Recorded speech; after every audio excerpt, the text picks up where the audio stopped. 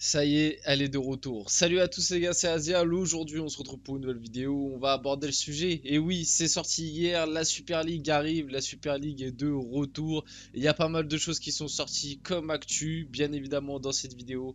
On va essayer d'analyser de manière objective. On va essayer de voir les bons et les mauvais côtés. Parce que malgré tout, même si encore une fois, la Super League a pris un moins gros torrent médiatique que la première fois, ça reste quand même à l'heure actuelle, je pense, plus du contre que du pour.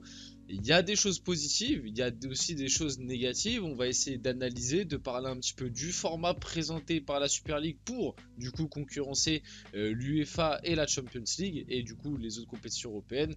On va voir tout ça dans cette vidéo. Bien évidemment, comme d'habitude, avant que la vidéo commence, n'hésitez pas à liker, à commenter, à partager et à vous abonner. Ça fait toujours plaisir et ça aide énormément pour le développement de la chaîne. On va pas perdre plus de temps que ça parce qu'aujourd'hui il y a énormément de choses à voir. Donc rentrons directement dans le vif du sujet. Donc la Super League. Déjà, c'est important de le rappeler que très récemment, lors de la dernière semaine, on avait des petites actus infos qui étaient sorties, comme quoi, bon bah déjà là, Johan Laporta est optimiste concernant la Super League. Selon le président du Barça, les supporters qui étaient contre soutiendront ce nouveau projet car il est plus attractif. Et c'est vrai que tu peux lui accorder que là où la première fois que c'était sorti, absolument tout le monde du football était contre. Là, dans cette deuxième version de la Super League, c'est un petit peu plus disparate, c'est un petit peu plus mitigé entre les gens. Il y a des gens qui sont pour, il y a des gens qui sont contre. Donc ça, on va dire, convaincu un peu plus de monde. La Super League se rapproche. Demain, la Cour de justice européenne devrait voter contre le monopole de l'UEFA concernant l'organisation des compétitions de football. Par conséquent, la création d'une Super League deviendrait donc légale. Bonne ou mauvaise chose selon vous? Je vous laisse répondre dans les commentaires. Moi, en vrai, d'un point de vue purement business et on va dire légal moralement, qui est une sorte de concurrence à l'UEFA et à la Ligue des Champions, c'est tout à fait logique. Et c'est d'ailleurs pour ça que ça a été voté, donc c'est passé maintenant, c'est pour ça que l'arrivée d'une Super League peut se faire. Par contre, là où je tiens à préciser quand même, c'est que lors de cette cour de justice européenne, lors de ce fameux vote, c'était pas pour voter pour ou contre la Super League, c'était juste pour voter pour ou contre une loi qui permettrait de créer quelque chose de concurrentiel à l'UEFA et à la Ligue des Champions. C'est deux choses très différentes. Ça veut pas dire que du coup la Super League a été entre guillemets validée, ça veut juste dire qu'ils ont validé le fait que maintenant la Ligue des Champions, l'UEFA, tout ça peut avoir une forme de concurrence. Ça veut dire que ça se trouve là on parle de la Super League à l'instant T, mais que dans les années à venir tu auras d'autres compétitions de ce style qui vont peut-être voir le jour, comme très récemment on a eu la grosse implantation de l'Arabie Saoudite dans le football mondial qui, on l'a vu en quelques années, passer d'entre guillemets très peu médiatisé à énormément grâce à l'arrivée de joueurs. Bah, peut-être que l'Arabie Saoudite dans très peu de temps ils peuvent se décider de créer une ligue, on n'en sait rien, ils peuvent décider tiens on va créer une ligue, allez vas-y. En tout cas maintenant la loi l'autorise, donc on verra ce qui se passera à l'avenir, mais pour l'instant on en est là. Officiel, victoire pour la Super League, la Cour européenne de justice vient de rendre son verdict, l'UEFA et la FIFA exercent un monopole sur les compétitions et un abus de position sur les clubs. Par conséquent, les clubs ne pourront plus être sanctionnés pour leur participation à la Super League. Le football est gratuit, ça c'est l'une des grosses nouveautés dans ce nouveau format de la Super League. Désormais, les clubs ne subiront plus de menaces ni de sanctions. Ils sont libres de décider de leur propre avenir. La déclaration de Bernd Reicher, je pense, PDG d'A22, je suis désolé si j'ai un peu bégayé, à propos de la décision de la Cour européenne de justice concernant la Super League. La Super League pourrait être lancée à partir de la saison 2025-2026. Une soixantaine de clubs ont déjà été contactés. Donc là où il y a une grosse nouveauté par rapport à la dernière fois, c'est qu'aussi ça parle pour la diffusion de cette fameuse Super League de le diffuser sur un canal gratuit. On le verra juste après. Et que du coup aussi maintenant, les clubs sont totalement libres de décider où ils veulent jouer entre guillemets leur compétition européenne, s'ils veulent rester du côté de la Champions League avec l'UEFA ou s'ils veulent aller du côté de la Super League avec les avantages qu'on leur connaît. Le Real Madrid et le FC Barcelone recevront une prime de fidélité pour être restés dans le projet Super League. Selon certaines sources, celle-ci peut atteindre 1 milliard d'euros. Ce montant aidera le Barça à mettre fin à la dette du club. Ça, je trouvais ça important d'en parler pour une chose, c'est que dans cet avis de la Super League et le pour ou le contre, comme je vous l'ai dit, pour moi, il y a des choses positives et négatives en fait des deux côtés, que ce soit du côté de la Super League ou de l'UEFA. Voilà, la Super League, de ce qu'on a compris, à l'heure actuelle, hein, comment c'est présenté en tout cas, tu auras bien plus de droits économiques pour les clubs, tu auras bien plus d'argent pour les clubs, et c'est ça la base qui peut les intéresser, qui pour moi déjà est une base pas très du coup pas très saine, parce qu'en fait l'une des raisons de pourquoi la Super League a été créée, en fait c'est pas une raison compétitive, c'est pas une raison footballistique, c'est pas une raison même de droit, on va dire purement footballistique, c'est juste une raison d'argent.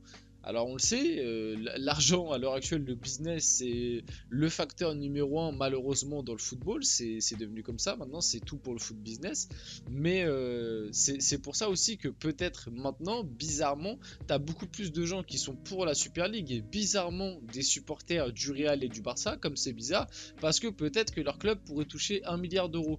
Donc juste, moi il y a un truc que j'aimerais, on peut être pour ou contre cette Super League, ça il n'y a aucun problème, mais essayer d'être objectif et ne pas tomber dans le clubisme, comme quand il y a des débordements dans certains stades envers certains clubs et que les supporters te disent oui mais c'est eux qui ont commencé. Non non, en fait ça marche pas comme ça, faut arrêter ce clubisme à deux balles qui des fois font naître des choses très négatives pour le foot, pour le sport même en général, dans tous les autres sports aussi, mais j'ai quand même l'impression que pour le foot c'est bien démarqué. Là bizarrement, comme il y a le Real et le Barça grâce à cette création de la Super League, et que du coup si jamais cette Super League voit le jour comme elle est prévue d'être, le Real et le Barça pourraient toucher 1 milliard d'euros. Déjà si le Real et le Barça touchent 1 milliard d'euros rien que pour participer à la Super League, parce qu'ils ont été entre guillemets les clubs fidèles de ce projet, où est l'équité en fait par rapport aux autres clubs? Parce qu'en fait déjà tu as deux clubs qui vont toucher 1 milliard pendant que les autres vont toucher 300 millions ou 200 millions, je sais même pas, 400 millions. Bref, donc déjà il y a même pas de forme d'équité, d'égalité. Et puis bizarrement du coup, ce qui fait que les fans du Real et du Barça sont pour la Super League, alors qu'ils n'essayent pas de voir tous les autres points négatifs, même si je vous l'accorde, hein, la Ligue des Champions, il y a des points négatifs, l'UEFA, il y a des points négatifs. Économiquement parlant, je pense que l'UEFA aussi fait peut-être pas assez pour certains clubs. Peut-être que l'UEFA garde trop d'argent pour eux par rapport à ce que la LDC, les droits TV de la LDC et tout ça rapporte. Sur ça, je suis totalement d'accord avec vous, mais juste ne pas tomber dans le clubisme un petit peu débile. Vite fait pour parler du nouveau format de la Super League, du coup. Compétition ouverte à tous, bon, avec des guillemets, parce qu'on va le voir, je vais en parler, récompensant le mérite sportif. Ça me fait bien rire, le fameux mérite sportif. Aucun membre permanent, 64 clubs répartis en 3 divisions, promotion et relégation chaque saison. Les 3 divisions seront réparties de la manière suivante. Donc tu auras la Star League, 16 clubs répartis en 2 groupes, ce qui, en gros, grosso modo, j'extrapole, c'est la Ligue des Champions. Tu auras la Gold League, 16 clubs répartis en 2 groupes, pareil, ça en gros c'est l'Europa League. Et tu auras la Blue League, 32 clubs répartis en 4 groupes. Les clubs intégreront cette division grâce à leur performance dans les championnats nationaux. Chaque club jouera donc un total de 14 matchs, 7 allées, 7 retours, plus après, du coup, tu as la phase à élimination directe à la fin de la saison, mise en place d'une phase à élimination directe pour déterminer les champions de chaque ligue et les promus. Revenus importants pour tous les participants, diffusion gratuite des matchs. Bah moi le format je le trouve pas bon. Voilà, si je dois être honnête, le format ne m'a absolument pas convaincu. Alors je peux comprendre que certains pour le côté économique etc sont peut-être convaincus, notamment les fans du Real et du Barça, mais si tu prends d'un point de vue uniquement sportif et tu le compares au format de la Ligue des Champions, bah moi le format je le trouve absolument pourri. Alors pourquoi? Je vais m'expliquer. Déjà plus de matchs qu'en Ligue des Champions, puisque tu vas jouer 7 matchs aller, 7 matchs retour dans tes phases de groupe, plus après tu vas avoir des phases à élimination directe, donc quart, demi-finale et finale. Donc en gros, grosso modo, ça va te faire une vingtaine de matchs juste de compétition européenne par saison. Donc ça te fait plus de matchs que pour la Ligue des Champions. Pourquoi aussi? Parce qu'en fait, les championnats ne serviront entre guillemets plus à rien, entre guillemets. Parce que certes, là, par rapport à la première version, c'est un format, on va dire, ouvert. Mais je vous donne un exemple tout bête, comme ça vous allez comprendre. Un club comme Chelsea, imaginons Chelsea, la Super League aurait démarré l'année dernière, Chelsea aurait démarré du coup en Star League, parce que je pense que Chelsea fait partie des gros clubs Star, donc des 16 clubs de Star League.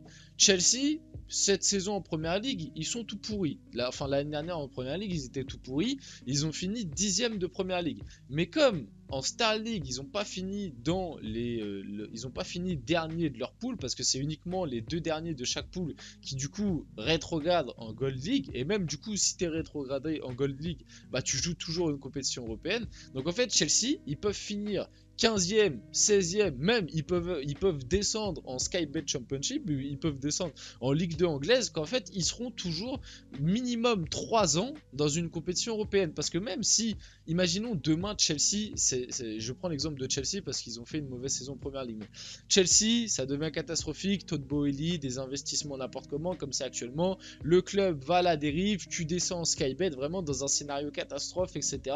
Et bah même malgré ça, en fait, tu auras toujours l'argent du coup de la Super League pour entre guillemets te refaire et essayer de réinvestir. Tu seras toujours, si tu arrives à te maintenir soit en Star League, soit tu descends en Gold League. En Gold League, comme c'est des clubs entre guillemets un petit peu moins réputés et tout, peut-être que le Chelsea, voilà, ça peut réussir à se maintenir. Bref, vous avez compris. Ou même dans tous les cas, si tu fais descente sur descente à chaque fois, tu resteras minimum 3 ans en compétition européenne. Et si tu prends le sens inverse, je prends l'exemple du RC Lens cette année en Ligue 1, comme ça c'est un exemple qui parle à tout le monde. Si l'année dernière, le RC Lens avait fait la saison qu'ils ont fait, c'est-à-dire 2e de Ligue 1, saison exceptionnelle à 1 point du PSG, etc., et ben en fait, le RC Lens va pas se retrouver directement entre guillemets en Star League à jouer contre le Real, contre le Bayern, contre les plus grosses équipes des autres gros championnats. Non, non. Ils vont commencer d'abord en Blue League, puis après, s'ils veulent aller en Gold League, il faut qu'ils aillent en finale de la Blue League, donc c'est-à-dire finir dans les 2 premiers de ta poule, plus après quart, demi-finale à passer, et après tu vas en finale et tu la gagnes ou tu la perds, mais dans tous les cas tu montes en Gold League. Et après en Gold League, pareil, il faut que tu finisses dans les 2 premiers de ta poule, plus quart, demi-finale, finale, pour ensuite aller en Star League. Donc un club comme le RC Lens qui, en plus on le sait, lors de ce mercato-là, s'est fait piller, ils auraient été en Blue League, et puis ça se trouve, comme ils auraient perdu la plupart de leurs joueurs importants qui eux avaient envie de jouer du coup la Star League ou la Gold League, et ben en fait l'année d'après, hop, tu te rétrogrades direct et tu fais des gros parcours en championnat pour rien. Donc le fameux compétition ouvert à tous récompensant le mérite sportif, c'est du vent les gars, c'est du vent. Et juste en 2 secondes, si tu analyses un petit peu le format, tu te rends bien compte que c'est du grand n'importe quoi. Encore une fois, c'est pour protéger les gros clubs, les grosses instances entre guillemets, pour leur permettre de garder les gros 3 TV de la Star League, parce que les gars, soyons honnêtes, hein, ça parle que la Super League, il va y avoir des gros revenus, plus gros que ceux de la Ligue des Champions, que ça va être un avantage pour les clubs, etc. C'est sûrement vrai, mais la plupart des gros revenus, je pense que c'est ceux qui seront accordés aux clubs de la Star League. Je suis désolé, no offense, mais les 32 clubs de la Blue League, à voir ce seront lesquels, mais ce sera sûrement entre guillemets des clubs type Europa League, Conference League qu'on a à l'heure actuelle. Je vois pas énormément de gens aller regarder des matchs de Blue League, si vous voyez ce que je veux dire. Et c'est no offense encore une fois, parce que de n'importe quel match mérite son respect, et n'importe quelle compétition mérite son respect aussi. Donc voilà, mais en analysant le truc 2 secondes, vous avez bien compris que le format, moi je le trouve bidon, et que c'est un format semi-ouvert juste pour satisfaire, on va dire, les fans qui ont gueulé. Mais quand tu analyses un petit peu le truc, tu te rends compte qu'en fait c'est de la douille, et que encore une fois les gros clubs seront avantagés. Officiel, la Super League annonce la création d'une plateforme de streaming unifiée. La diffusion de tous les matchs de la Super League sera accessible à tous gratuitement. Une option payante permettra aux utilisateurs de supprimer les publicités. Ça c'est peut-être le seul point, enfin moi en tout cas, au-delà aussi des revenus pour les clubs qui sont plus avantageux, c'est un point positif si on doit être honnête pour les clubs, et un petit coup de pression mis à l'UEFA. Vraiment sur le point de vue uniquement consommateur, ça c'est le gros point positif pour moi, parce que sur un point de vue consommateur et fan de foot, le format je le trouve horrible, parce que je vous ai montré juste avant, moi le format je n'adhère pas pour l'instant. Peut-être que si je le vois en activité, peut-être que j'adhérerais, mais pour le moment j'y crois pas. Je trouve ça complètement bidon, et encore une fois ça renforce les gros clubs et ça désacralise les petits clubs. Par contre, le format, on va dire, le fait de créer une plateforme pour diffuser les matchs gratuitement, alors pareil, le business model, j'y crois moyen. Je vois pas comment c'est possible, sachant qu'à l'heure actuelle, les droits TV ça coûte quand même très très cher, et qu'il y a plein de plateformes, plein de chaînes télé qui payent des millions voire des milliards pour diffuser des matchs. Je vois pas comment ce serait businessment parlant possible de diffuser des matchs gratuitement, même avec des pubs. Mais bref, en tout cas, c'est un point positif, mais pareil, pour moi, c'est plus un appel d'offres et on verra comment ça va se passer par la suite. Incroyable, l'UEFA envisage maintenant d'abandonner le nouveau format de la Ligue des Champions au profit du format actuel pour combattre la Super League. À l'heure actuelle, il n'y a pas assez de clubs prêts à participer à la Super League, ça on a vu. Et pour finir la vidéo, c'est le dernier diapo, je vous montre un petit peu tous les clubs qui ont rejeté la Super League. Donc pour finir la vidéo, je voudrais avoir votre avis dans les commentaires. En restant dans la courtoisie et la sympathie bien évidemment, c'était Azial. J'espère que la vidéo vous a plu, si c'est le cas n'hésitez pas à la liker, à commenter, à partager et à vous abonner. On se retrouve très rapidement pour une prochaine vidéo.